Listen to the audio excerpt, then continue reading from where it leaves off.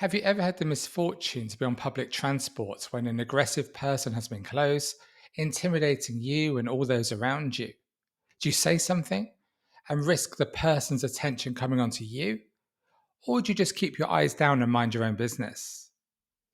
In today's story from a London bus, in the centre of London, we see someone who spoke up and faced the most terrible consequences for doing so. On the 15th of July 1998, 56-year-old Herbie Williams, a gentle man and a devout Christian, he was at Westminster Cathedral in central London, where he often travelled to pray. It was a regular thing for him. At approximately 12:30 p.m., the bus that Herbie would catch to get back to his home in South London left London's Victoria bus station. When Herbie got on the bus, he could see there was a man there who had attracted the attention of all the passengers. He was continually uttering angry profanities and behaving in a generally unpleasant and unruly fashion. Having finished drinking from a soft drink bottle, he leaned across Herbie and he flung his empty bottle outside onto the street below. Now, Herbie wasn't impressed with this behaviour, and he politely asked that the man refrain from such littering in the future. There were 37 people on board that bus, and nobody else spoke. All kept their eyes firmly down, no doubt wishing they were anywhere else but on that bus. Herbie's comments to the man didn't have the desired effect. Instead, it served only to agitate this person further, and his anger and his hostility grew. "Leave me alone. I've got a knife," he said. "I'll cut you." The tension had now notched up considerably, and this man was shouting continuously. A barrage of abusive language filled the bus and filled its passengers with a mixture of dread and fear at just what he might do next. With this in mind, Herbie decided to leave the bus at the stop just after Vauxhall Bridge. This wasn't Herbie's normal stop, he lived in Peckham, but he considered it wise to try and avoid any further confrontations with this man. At 12:44 p.m., Herbie stepped off the bus, but he was immediately followed by this other person. "Fight! Do you want to fight?" the man shouted at Herbie as he shuffled up the bus behind him. The two men stopped off the bus, and what happened next is hauntingly captured on CCTV cameras just outside the Secret Intelligence Service building on the south side of the Vauxhall Bridge. The disturbing footage shows Herbie trying to back away from the man who had now brandished a knife he'd earlier threatened him with. The man appears to back Herbie against a wall, and a short scuffle ensued, during which time the man thrust forward and he stabbed Herbie in his chest area. Stunned onlookers from the bus had witnessed the appalling scene and were now watching the knifeman make his escape south across the Albert Embankment. Medical aid was summoned for Herbie, who now lay on the curbside. He was unconscious and bleeding from his wound. Around Herbie's body lay an array of scattered prayer candles, which he had earlier brought from the cathedral. One man who had seen the events unfolding from the bus was 35-year-old David French, who did decide to give chase to the attacker. He followed him, a person he would later describe as a short man with a West Indian accent, a rough-looking face, wide eyes, and a beard. As he followed the man, he saw him throw something down into a bush, something which we will come back to later. Only 5 minutes after the assault on Herbie, the attacker had managed to evade David in the Vauxhall Gardens estate. "I couldn't find him, and I was really angry and disappointed with myself," David later said. Meanwhile, back on Vauxhall Bridge, Herbie had been receiving emergency treatment via an airborne doctor and paramedics, who performed open heart surgery on him at the scene. He was airlifted to the Royal London Hospital in Whitechapel, and he did manage to complete this journey, but tragically, it would be his last, as Herbie died shortly after his arrival at hospital. With the case having now migrated to murder, police were hopeful of a rapid conclusion and discovery of the man who behaved so violently in the middle of the day in central London. The earliest inquiries, however, that crucial time, proved frustratingly fruitless.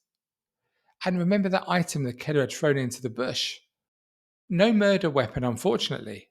Instead, and rather weirdly, it was three pairs of rolled up grey trousers with waist sizes of 28 and 30 inches. Both sizes thought far too small to have fitted the man they were searching for.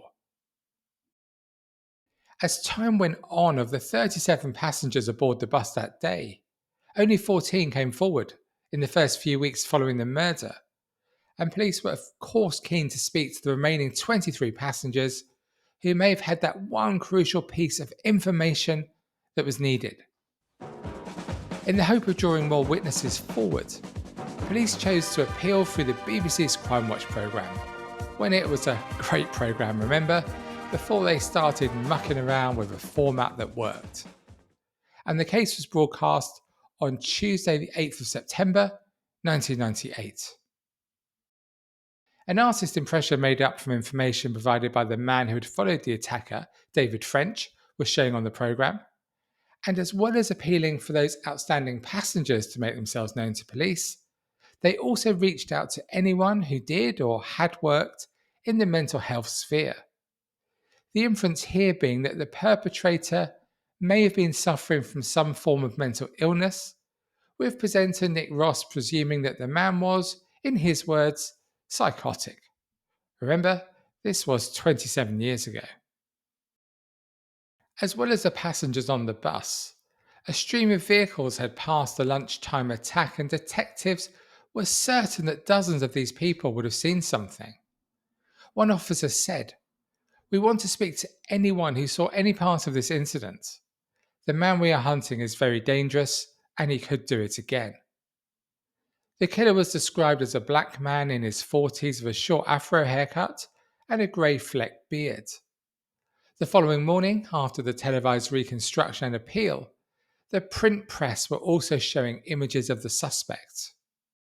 And Scotland Yard took the unusual step of releasing an array of graphic photographs of the moments leading up to and including when Herbie lost his life. The Mirror newspaper, for example, published 3 photographs, the first of which vividly display Herbie's calming demeanour with the man as he evidently attempts to reason with the stranger.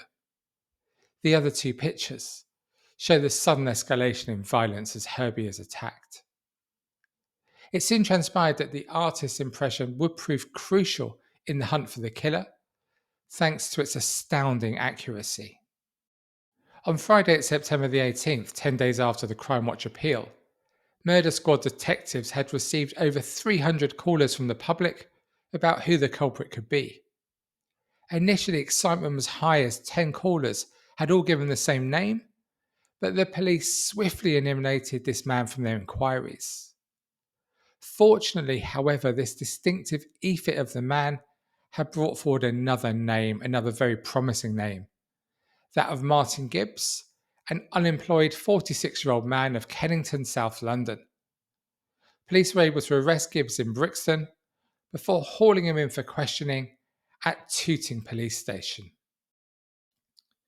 In a somewhat ghoulish twist in light of what would later happen, Gibbs was at this time by his friends known to harbour a strong grudge against the female presenter of Crime Watch, Jill Dando, who, as you'll be aware, sadly became a victim of murder herself in 1999. It is thought that Gibbs's dislike of the presenter stemmed from his resentment of the use of, in his words, a good-looking woman being used to encourage people to call in and grass people up. What a charmer, hey? The evidence against Gibbs was strong. There were lots of witnesses, and Gibbs was eventually charged with Herbie's murder, and in March 1999, he appeared at the Old Bailey. Prosecuting Gibbs was QC Richard Horwell, who relayed to the court the details of how Gibbs had followed Herbie from the bus before plunging a 12-inch knife into his chest. A more senseless and unnecessary loss of life would be difficult to imagine, he told the court.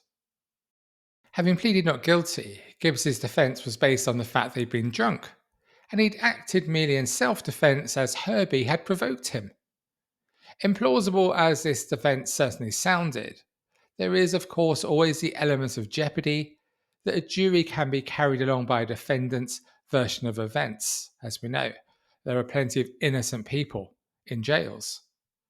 Thankfully, in this case, though, the jury took little time in establishing what they believed the truth to be, and after just over an hour of deliberations, Martin Gibbs was found guilty of the murder of Herbie Williams. Sentencing him to life in prison, the judge told Gibbs, "The jury has found you guilty of the murder of a decent man who was simply going about his lawful business."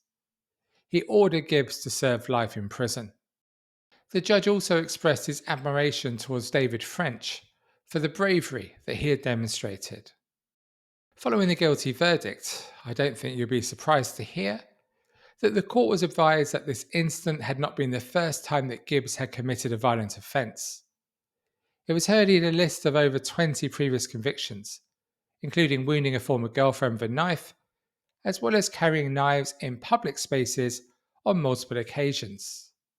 How often do we hear this, right? And each time, how utterly devastating it must be for family and friends of the victims. And that should have been it. But as someone once said to me, you can never underestimate the greed of our friends in the legal profession chasing another payday. Of course, I couldn't possibly comment. And in 2003, Gibbs would again be back at the Old Bailey after a retrial was ordered, following the decision there being a lack of medical evidence in the original trial. This time around, in December 2003, Gibbs claimed that he'd acted with diminished responsibility. A different defence perhaps, but no different an outcome, as once more Gibbs was sentenced to a life in prison. So there we have it, the pointless murder of a kind man who'd been at prayer that morning and spent his life volunteering to a variety of organisations to help make the world a better place, including the Southwark Victim Support Scheme. It is such a terrible irony that he too became a victim of crime on that most normal of summer days in the very centre of London. The coordinator of the Southwark branch described Herbie as a self-effacing colleague who would seldom say no to any request, adding, "In many ways, he was ideal because he came across as a dignified and calm person, which is just what victims need." We just knew about this little area of his life, and it was only afterwards that we found out about his church going, his family and friends, and just how well liked he was. He was one of life's good guys. And indeed, he was.